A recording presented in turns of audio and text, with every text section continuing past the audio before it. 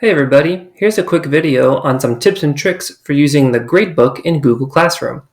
To find it, click on the Grades tab in your classroom, and you'll be taken right to it.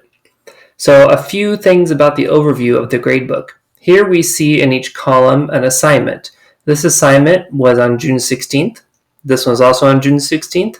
And the assignment title is right underneath it. This one's Earth at Hyperdoc, and this one's a discussion question. What's one challenge humans face when colonizing other planets?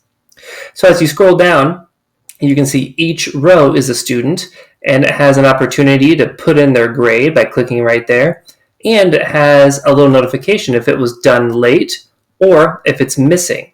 Now again, missing means the student hasn't turned it in and the due date has passed. It doesn't mean the student doesn't have the actual assignment, it just means they haven't turned it in and the due date has passed.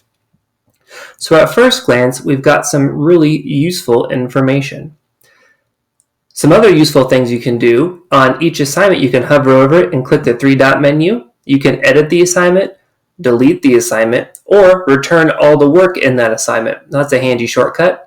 If you go to each student and click the three-dot menu, you can return their work, and you can even click View Submission to open the grading window and view their assignment. So that's a handy shortcut.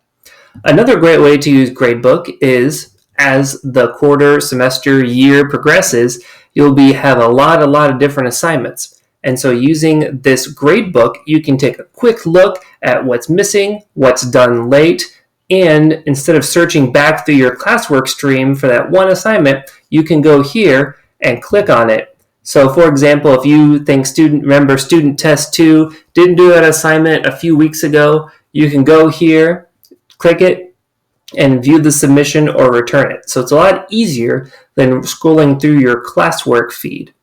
So that's it. Those are some handy tips and tricks for using the Gradebook in Google Classroom.